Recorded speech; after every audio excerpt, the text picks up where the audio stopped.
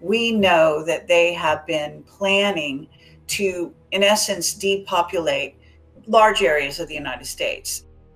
And that also gets into plans for the future. The fires that are raging literally here in California now, as well as Oregon now. Certainly we've heard what's been happening in Europe, in Russia, in Greenland, in Sweden, Finland, certainly Greece, with people having to run into the sea to escape the flames. It's right out of Athens, near a town in Athens. Vietnam has been on fire, and many other locations. And there's a commonality here. They all have climate action plans. So what does this mean? That they're buying the false science of climate change or global warming and the requirements to reduce greenhouse gas emissions. They have all their policies lined up with the false reality of eliminating fossil fuels. They say that climate change will affect increases in extreme heat events, increased air pollution, floods, droughts, wildfires, storms, changes in weather patterns.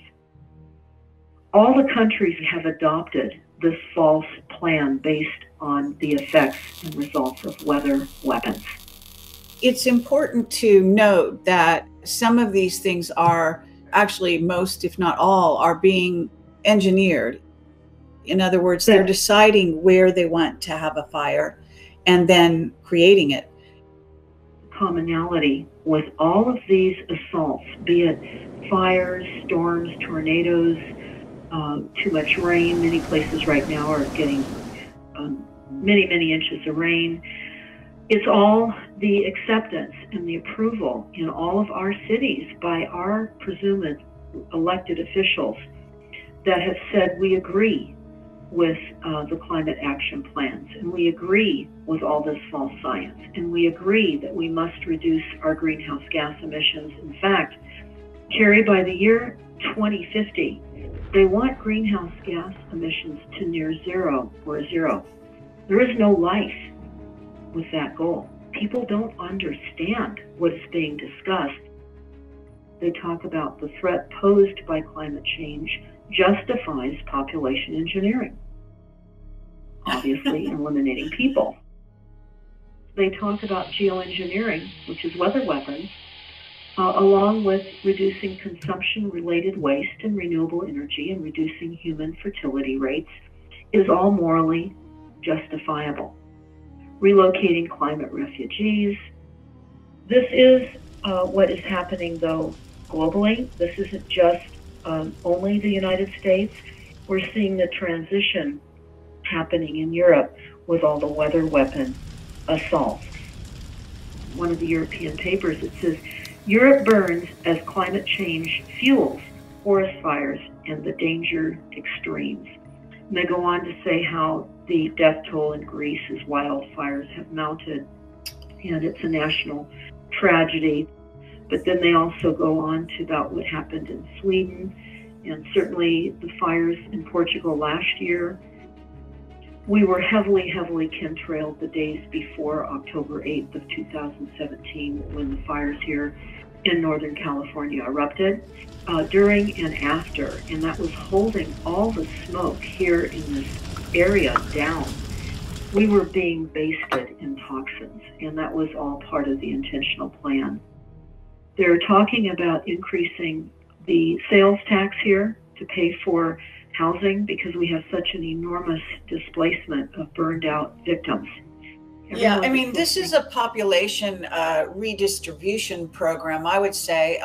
Yeah, exactly. Yeah, and what's happening around me, you know, when they turn HAARP on in the middle of the night, 3 or 4 in the morning, and then they keep it on until around 5 or 5:30 or 6 in the morning. And they do this often. What that does is that encourages the possibility of earthquakes. So you're not going to just have the fires, you're going to have an increased number of earthquakes as a result of this kind of destabilization. We're in fact the enemy.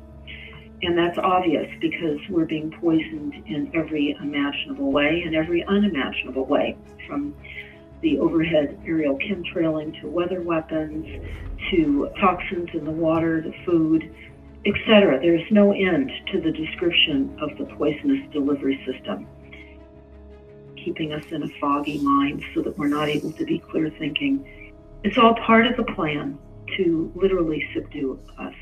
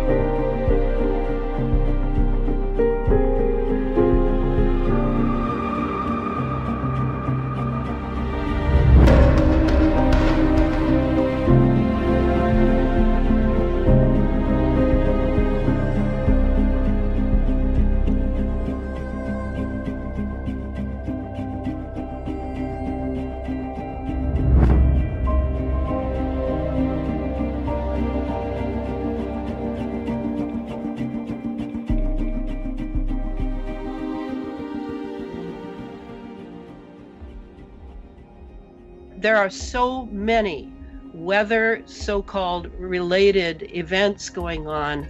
These are geoengineered events. These are not due to global warming. These are not due to climate change.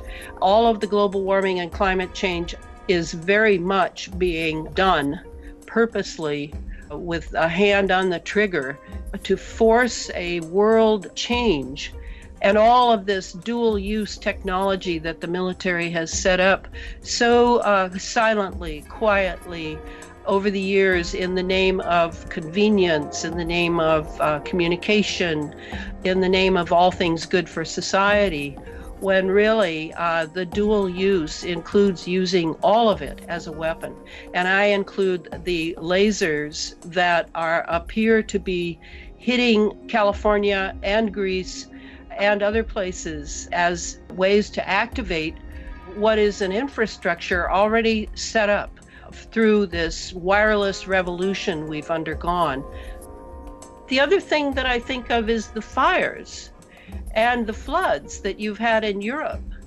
It's been unbelievable. I've watched in horror and recognized very much the signature of secret society, influence, if not utter control over the geoengineering red button to make everyone suffer while they're bringing the chaos that must precede the new world order that they're attempting. And it's all about sacrifice. By starting fires and burning people's homes down and forcing people out of their homes that they'll never see again. And of course, now all the bloodhounds are waiting in the shadows to buy up the properties at a cheap price. And the UN Sustainable Development Agenda 2030 program is also waiting to renovate the governance over the communities. And it's all about forcing through chaos the coming of the New World Order.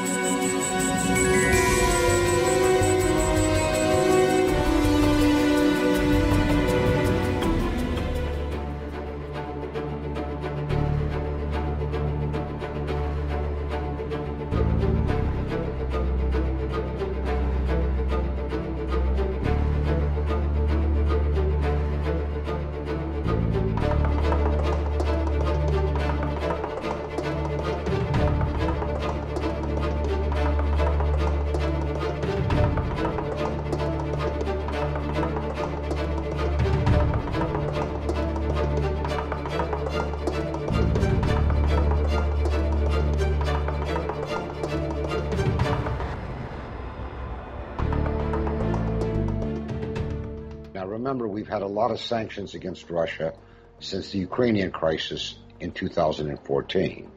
But the ones that will really hurt, if they're implemented, are the ones that try to limit Russia's ability to borrow money from Western banks.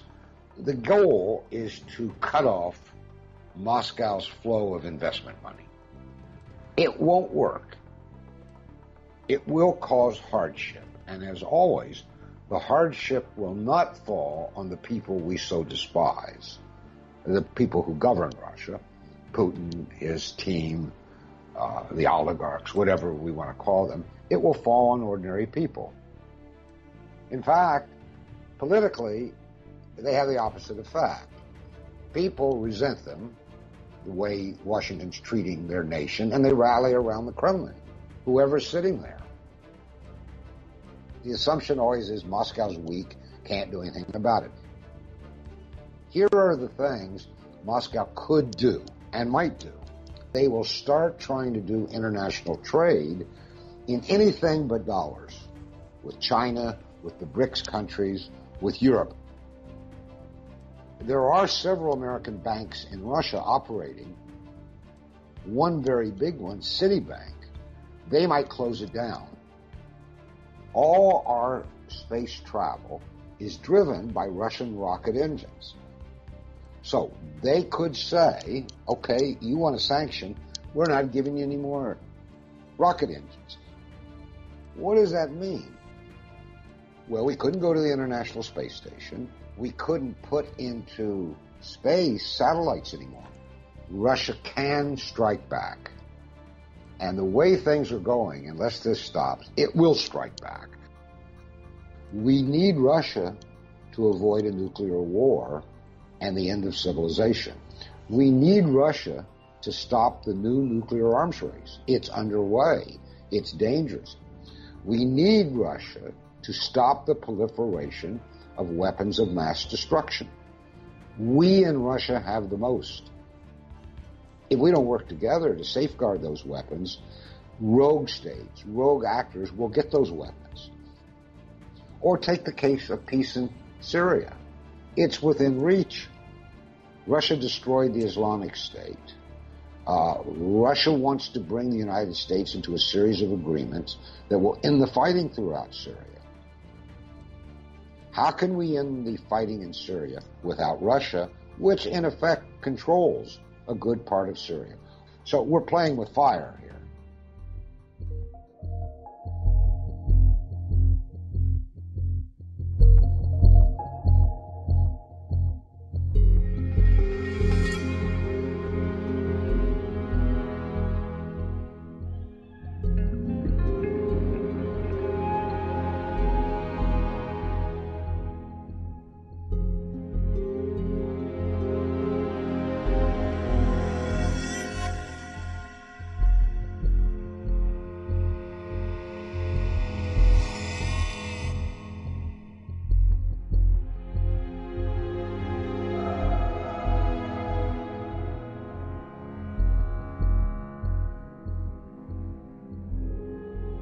Mainstream journalism has been so integrated into a propaganda barrage.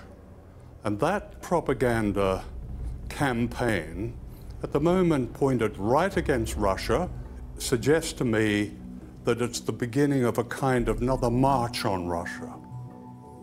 That the surrounding of Russia with American bases, with NATO missiles, the provocations day after day suggest this. There is overall a campaign against Russia. This is a very long campaign, but it's intensified in terms of its propaganda in a way I've never known.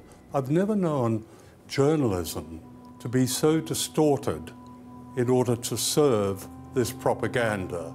When we understand there's an historical pattern, and we're seeing that played out now almost through the propaganda that's presented as news. To simply write down and swallow what governments tell you is the very antithesis of what real journalism is.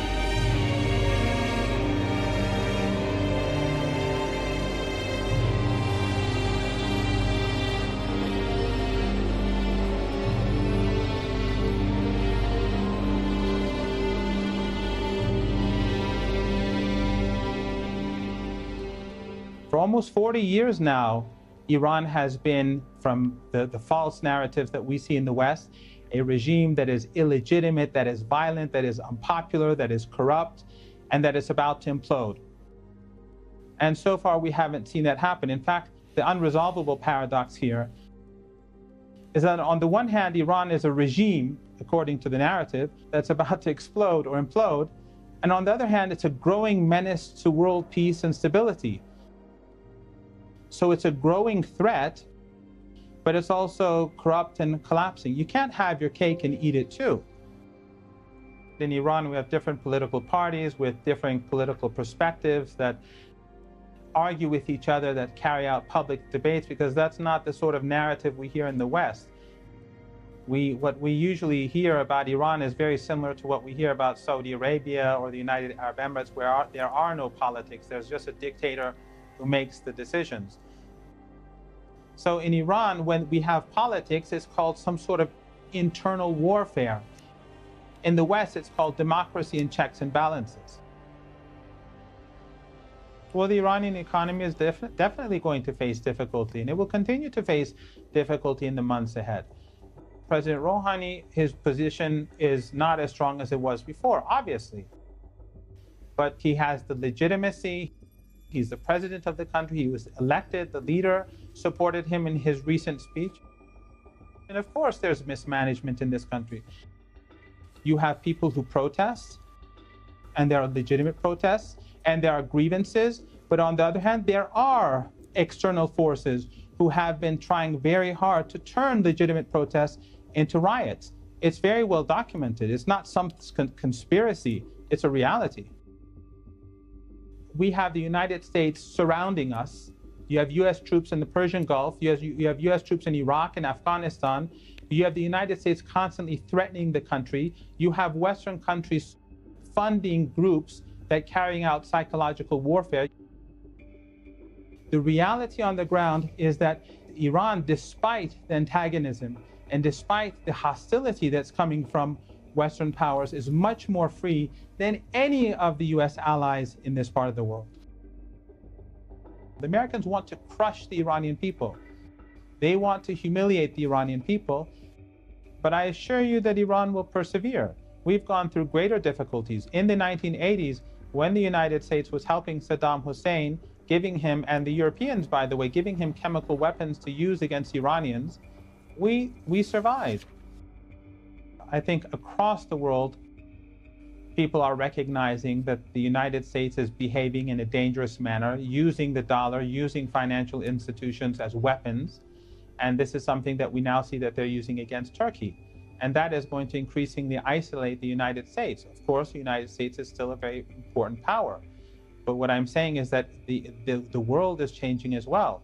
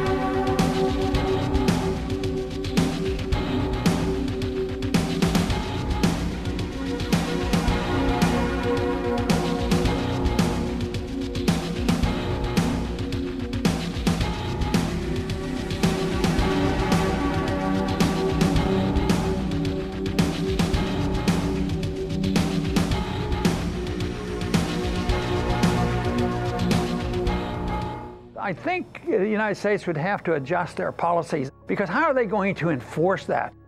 If China and Russia and other countries and India, they do business with Iran, well, how are we going to punish them? You know, we've already been doing a lot of that. What are we going to do? Put more sanctions on Russia? We continue to do that, but eventually that runs out of steam.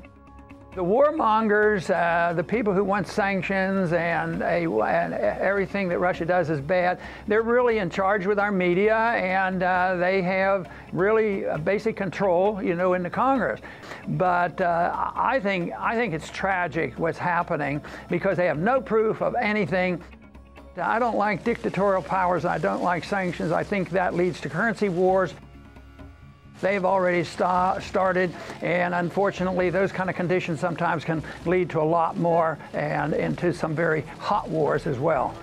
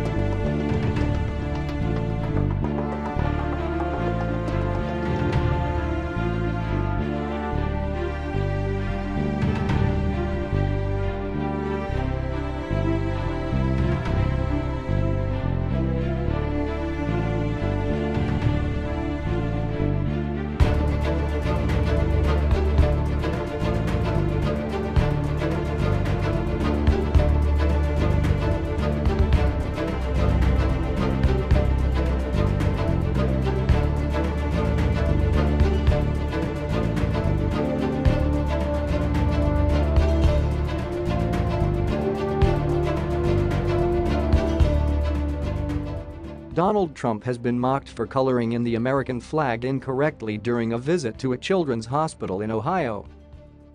The U.S. president was photographed adding a blue stripe to an outline of the Star-Spangled Banner. Twitter users were quick to suggest Mr. Trump was actually attempting to color in the Russian flag, which is made up of 3 horizontal layers of white, blue and red.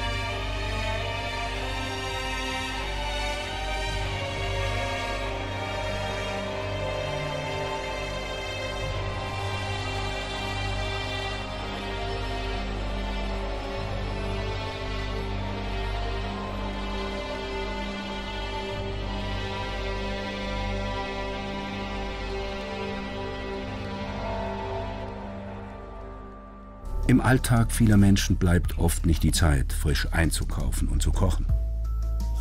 Die meisten kaufen in Supermärkten und dort beherrschen Fertigprodukte die Regale. Und da stecken umstrittene Zusatzstoffe drin, über die kaum ein Verbraucher etwas weiß. Vieles dient nur dazu, Lebensmittel nutzbar für die industrielle Verarbeitung zu machen und billigen Zutaten einen natürlichen Anstrich zu geben. Es geht darum, dass man glaubt, der Verbraucher sei ein Idiot, indem er so lange die Dinge hineinstecken kann, wie man ihm das verheimlicht. Wie viel hat industrielles Essen noch mit frischen Lebensmitteln zu tun? In der EU werden hunderte Zusätze wie Konservierungsmittel, Stabilisatoren, Aromen, Enzyme, Farbstoffe und Geschmacksverstärker eingesetzt. Zum Beispiel Konservierungsstoffe auf der Basis von Schwefel, die sogenannten Sulfite. Die Sulfite können bei Allergien eine unheilvolle Rolle spielen. Sie können aber auch dazu führen, dass im Darm Bakterien wachsen, die von Schwefel leben und die dann die Darmwand von innen angreifen, sodass sich Allergene, Krankheitserreger, Schadstoffe praktisch leichter im Körperinnern ausbreiten können. Für jedes Lebensmittel gibt es zwar zugelassene Höchstmengen für Sulfite und Zusatzstoffe, doch kaum ein Hersteller verrät Genaueres. Deshalb lässt sich nur grob abschätzen, wie viele Chemikalien wir über die Nahrung aufnehmen. Diese Technologien, die wir heute haben und die dazugehörigen Zusatzstoffe und Additive, erlauben es natürlich auch, das Produkt besser erscheinen zu lassen, als es wirklich ist. Überall verstecken sich Zusatzstoffe. Käse enthält oft Kalium- oder Natriumnitrat. Speck ist nicht ohne Nitritpökelsalz zu bekommen. Aber auch die sauberen Tiefkühlprodukte sind keine perfekten Lebensmittel. Der Vitamin-C-Gehalt von Gemüse etwa sinkt bei der Tiefkühllagerung um rund 40% gegenüber dem erntefrischen Produkt.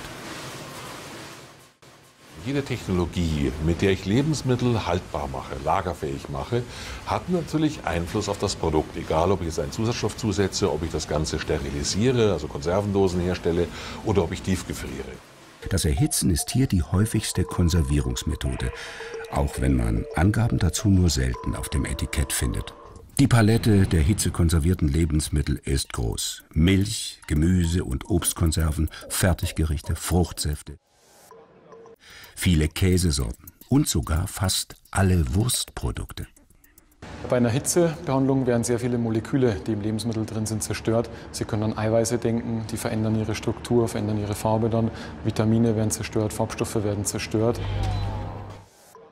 Seit Jahrhunderten erhalten Joghurt, Salami, Kefir und Sauerkraut nicht nur ihren Geschmack, sondern auch ihre Haltbarkeit von spezialisierten Bakterienkulturen. Seit einiger Zeit setzen Hersteller Bakterienkulturen als reinen Konservierungsstoff zu. Kennzeichnung: Fehlanzeige. So erhält der Verbraucher nur bruchstückhafte Informationen darüber, mit welchen Stoffen und Methoden seine Lebensmittel haltbar gemacht wurden. Und dem Verbraucher bleibt eigentlich nur übrig, frisch auf einem Wochenmarkt einzukaufen, wenn er sicher sein will, wie sein Essen zusammengesetzt ist.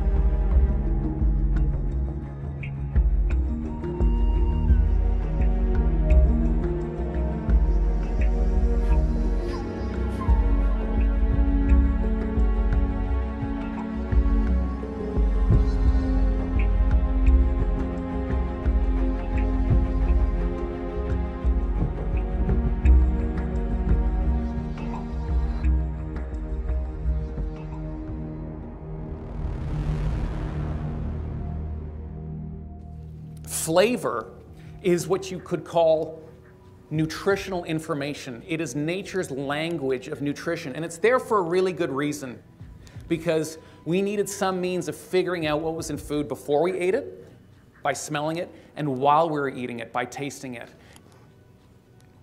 And that's why we have this flavor sensing equipment, because it tells us what's in our food before it gets here. And if it tastes disgusting, we spit it out, and if it tastes good, we keep eating it.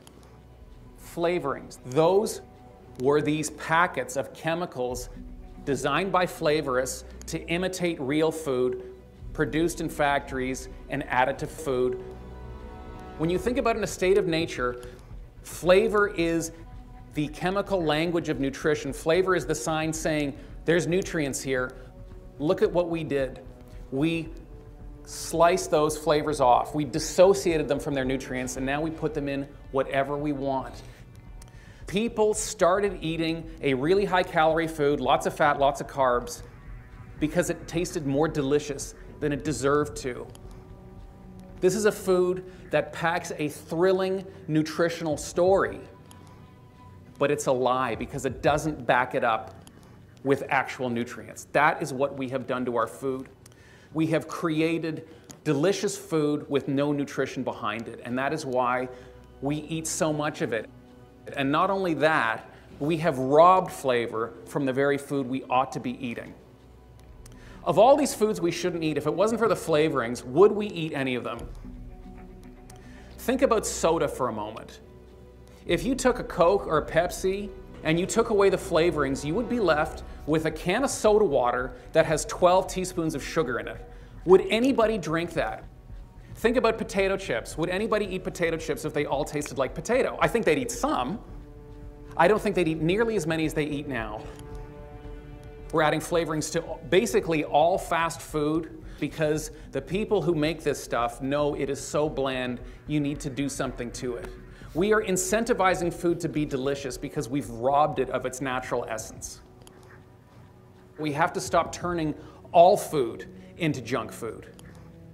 In nature, the relationship between the way a food tastes and what it brings to your body is inextricably linked, and that not only do we manipulate that at our peril, but we can get back. We can put back into food what we took away from it.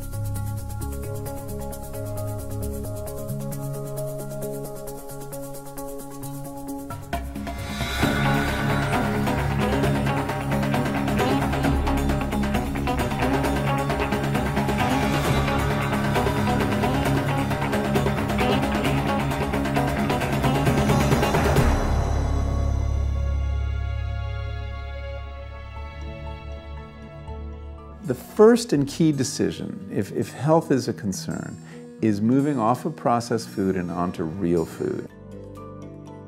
I'm talking about plants and animals in their more or less natural state, or things that are very lightly processed, like pasta or flour or things like that. And those things are still in your supermarket. They're mostly on the periphery of the supermarket. And one way to shop is sticking to the perimeter of the store. That historically is where the produce is, where the meat is, where the fish is, and where the dairy is. Avoid the center aisles. The center aisles are where the imperishable foods, the foods that are immortal, live. And you know, food is alive and it should eventually die. And a food that doesn't, there's something we should wonder about. It's been over-processed, it's been hyper-processed. One way to tell if a food is hyper-processed is to look at the number of ingredients listed on the packaging. A food that contains fewer ingredients is almost certainly less processed. Also, if we can recognize the ingredients listed, this almost always means the food is less processed. Foods that don't come with ingredient lists, like fruits and vegetables, are usually the best choices of all. Many people are confused by the nutrition labels they see on packaged foods in the supermarket.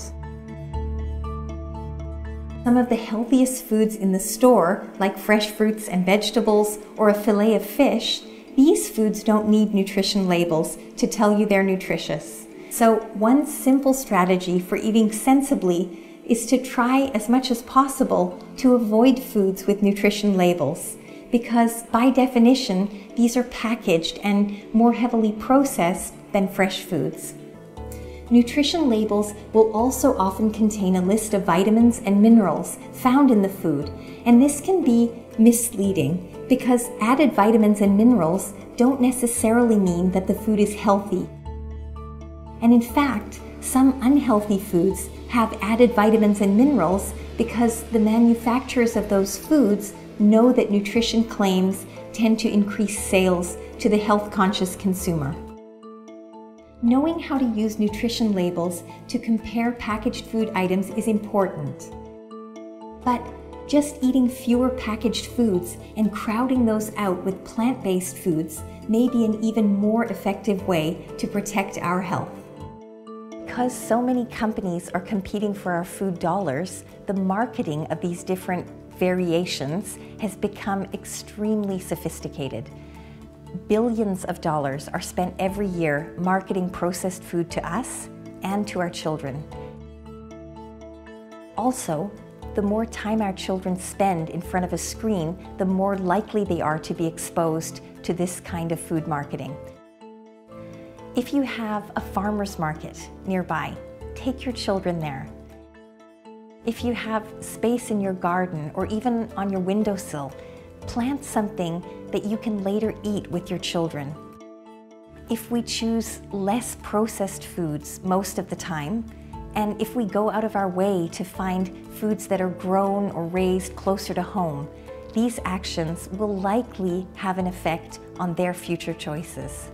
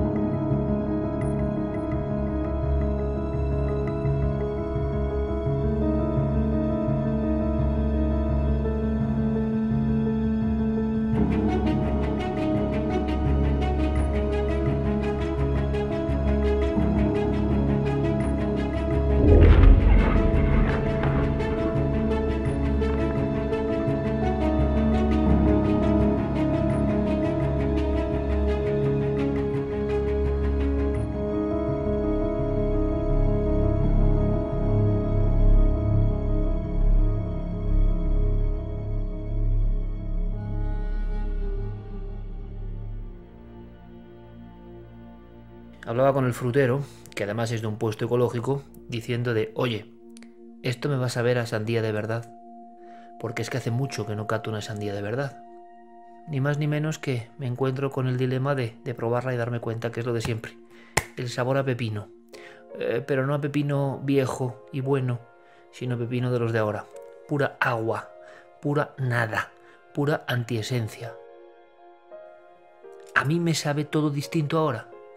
¿Soy yo, son mis papilas gustativas las que están aquí? ¿O es que los productos han cambiado completamente? ¿Esto es fruto de la globalización? ¿O hay una conspiración como si todo hubiera perdido su alma, su esencia?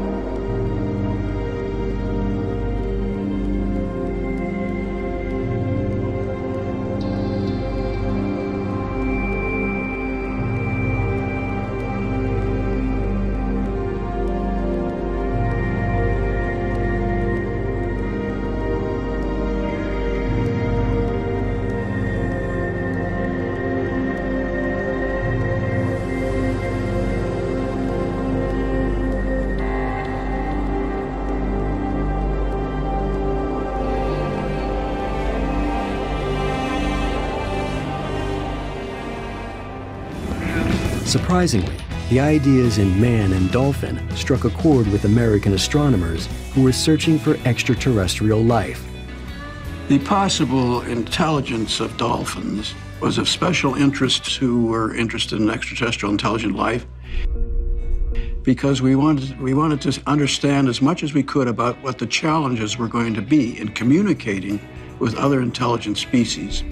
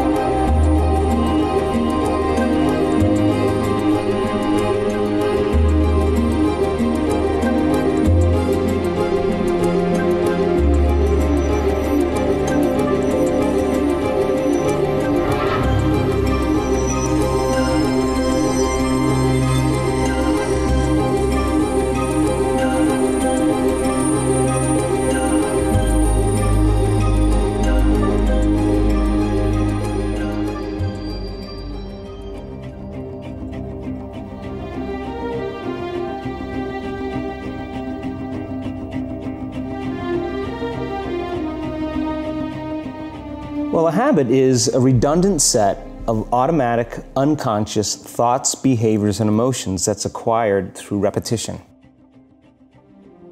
A habit is when you've done something so many times that your body now knows how to do it better than your mind. And for the most part, you're going to keep creating the same life. So then people grab their cell phone, they check their WhatsApp, they check their texts, they check their emails, they check Facebook, they take a picture of their feet, they post it on Facebook. And now they feel really connected to everything that's known in their life. And then they go through a series of routine behaviors. They get out of bed on the same side, they go to the toilet, they get a cup of coffee, they take a shower, they get dressed, they drive to work the same way.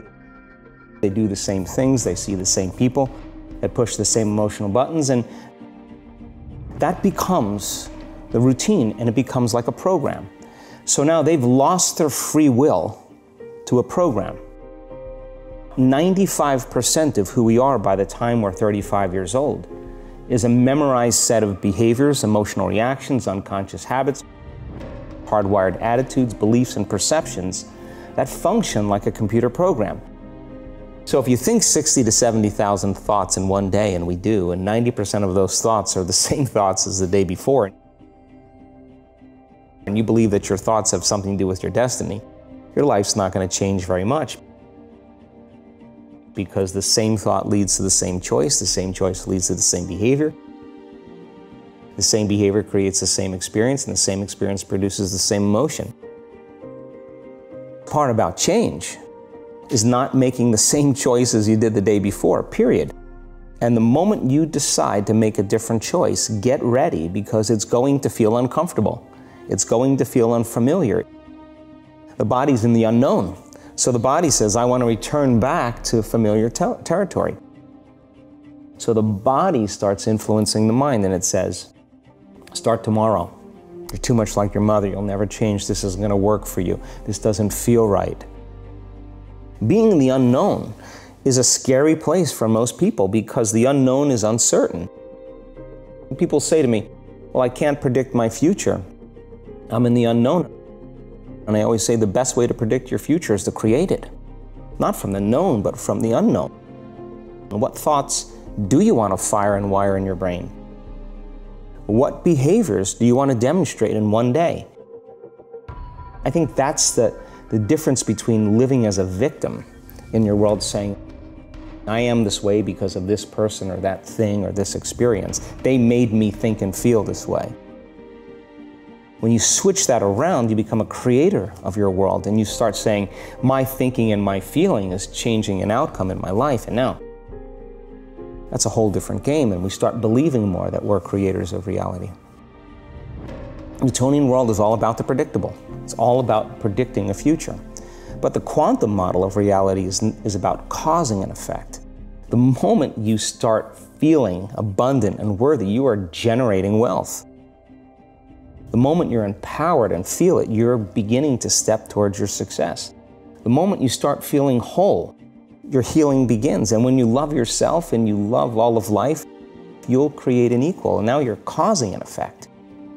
So when the body wants to go back to its emotional past, and you become aware that your attention is on that emotion, and where you place your attention is where you place your energy, you're siphoning your energy out of the present moment into the past. Because it's saying, well, it's 8 o'clock, you normally get upset because you're in traffic around this time, and here you are sitting, and we're used to feeling anger, and you're off schedule. Oh, it's 11 o'clock, and you usually check your emails and judge everybody. Well, the body's looking for that predictable chemical state. Every time you become aware that you're doing that, and your body is craving those emotions, and you settle it back down into the present moment, you're telling the body, it's no longer the mind, that you're the mind, and now your will is getting greater than the program. It's so important, just like a garden. If you're planting a garden, you gotta get rid of the weeds. You gotta take the plants from the past year and you gotta pull them out. The rocks that sift to the top that are like our emotional blocks, they have to be removed. The soil has to be tenderized and broken down. We have to make room to plant a new garden. I think when people start to understand this, I think knowledge is power. But knowledge about yourself is self-empowerment. Most people then wait for crisis or trauma or disease or diagnosis. They wait for loss, some tragedy to make up their mind to change. That's the old model of, waiting for something outside of us to change how we feel inside of us. My message is, why wait? And you can learn and change in a state of pain and suffering, or you can learn and change in a state of joy and inspiration.